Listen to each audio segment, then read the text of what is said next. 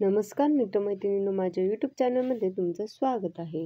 तुमच्याकडे ब्रह्मकमळाचं रोप आहे, पण त्या रोपाला फुलंच येत नाही, असा जर प्रश्न असेल, तर फुलं येण्यासाठी काय करावं? या प्रश्नाचं उत्तर तुम्हाला या व्हिडिओत मिळणार आहे.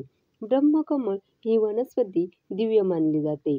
आपल्याकडे पुराणांमध्ये, ज्योतिषशास्त्रात, वास्तुशास्त्रात ब्रह्मकमळाला अनन्यसाधारण महत्त्व आहे. ज्या घरात ब्रह्मकमळ असतं तिथलं वातावरण सकारात्मक असतं. कमळाची रोपं तुम्ही भगवान शिवशंकर, विष्णू यांना अर्पण केली तर तुमची इच्छा पूर्ती होते, असं सुद्धा म्हटलं जातं. सगळ्यांनाच माहिती आहे की ब्रह्मकमळाचं फूल अत्यंत सुंदर दिसतं. फुलाकडे पाहून मन प्रसन्न होतं. या फुलाचं खास वैशिष्ट्य म्हणजे हे फूल रात्रीचं उमलतं. ब्रह्मकमळाचं हे फूल आध्यात्मिक दृष्टीही महत्त्वाचं मानलं जातं. सहसा वर्षातून एकदाच या रोपाला फुलं येतात, तेही मध्यरात्री. आता तुमच्याकडे ब्रह्मकमळाचं रोप आहे, पण त्याला फुलं येत नाहीये, तर काय करावे? सगळ्यात आधी तुम्ही ब्रह्मकमळ जिथे लावलंय तिथली जागा योग्य आहे का हे बघायला हवं. कारण ब्रह्मकमळाला थेट सूर्यप्रकाश सहन होत नाही. त्यामुळे त्याला अप्रत्यक्ष सूर्यप्रकाश मिळणाऱ्या जागीच ठेवावं. म्हणजे थोडक्यात काय, तर जिथे सावली असेल अशा जागी ब्रह्मकमळाचं रोप लावावं. एकदम सूर्यप्रकाश ब्रह्मकमळाच्या रोपावर पडत असेल तर मात्र ब्रह्मकमळाचं जे रोप आहे ते जळून जाण्याची शक्यता असते. त्यामुळे सगळ्यात आधी त्याची जागा बघा की ते योग्य ठिकाणी लावलंय का.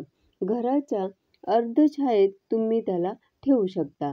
गच्चीवर ठेवत असाल तर अर्धछायेत ठेवा, म्हणजे थोडीशी सावली त्याच्यावर येईल. अशा पद्धतीने तुम्ही ते ठेवू शकतात. त्याचबरोबर दुसरी गोष्ट म्हणजे, जरी ते सूर्यप्रकाशात उघड्यावर ठेवायचं नसेल तरी सुद्धा त्याला हवा मात्र चांगली खेळती लागते. एकदम कोंदट किंवा दमट जागी ते येत नाही. ब्रह्मकमळाला पाणी देण्याची सुद्धा एक विशिष्ट पद्धत आहे. या झाडाला ओलसरपणा हवा असते, पण कुंडीत पाणी साचून राहायला नको. रोज पाणी देण्याऐवजी माती कोरडी झाली की या रोपाला पाणी द्यावं. ड्रेनेज छान असलेली कुंडी वापरावी. त्याचबरोबर पाणी साचून राहणार नाही याची काळजी घ्यावी. आणि हिवाळ्यात तर पाण्याचं प्रमाण कमी करावं. खूप जास्त पाणी या रोपाला हिवाळ्यात देऊ नये. आता माती आणि खत कसं असावं, तर ब्रह्मकमळाशी सेंद्रियदृष्ट्या समृद्ध मातीची गरज असते. बागायती माती, शेणखत, कोकोपीट, रेती यांचं मिश्रण असणारी मातीच ब्रह्मकमळासाठी वापरावी. दर महिन्याला सेंद्रिय खत देणं फायद्याचं ठरतं.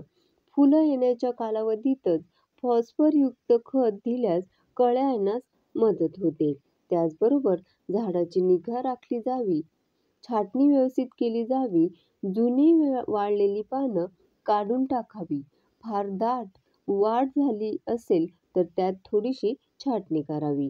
त्यामुळे झाडाला प्रकाश आणि हवा मिळत राहते. आणि सगळ्यात महत्त्वाचं, ब्रह्मकमळाचं जे रोप आहे ते लगेच फुल देत नाही. काही वेळाला याला 2 ते 3 वर्ष लागतात. फुलं येण्यासाठी साधारणतः मार्च ते मे या काळात या झाडाला थोडासा ताण द्या. या काळात पाणी आणि खत कमी द्या. नंतर जूनपासून नियमित पाणी देऊ शकता. त्यामुळे झाडाला फुलण्यासाठी मदतच मिळेल. फुलं येण्याआधी झाडं हलवू नका, अन्यथा कळ्या गळू शकतात. अशा छोट्या छोट्या गोष्टींची जर तुम्ही काळजी घेतली तर तुमच्याकडे असणाऱ्या ब्रह्मकमळाच्या रोपाला सुद्धा आता नक्कीच भरपूर फुलं येतील.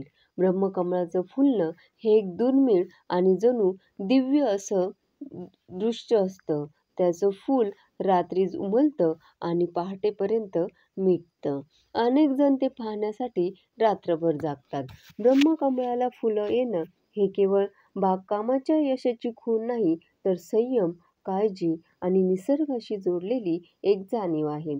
जर तुम्ही नियमित काळजी घेतली, योग्य वातावरण दिलं, झाडाच्या गरजा समजून घेतल्या ना, तर एक दिवस तुमच्याही रोपाला फुलं येईल आणि तो शुभ प्रसंग अनुभवायची संधी तुम्हाला सुद्धा नक्कीच मिळेल. अशाच नवीन व्हिडिओसाठी आणि अशा वेगवेगळ्या माहितीसाठी माझ्या चॅनलला लाईक, शेअर आणि सबस्क्राईब करा. धन्यवाद.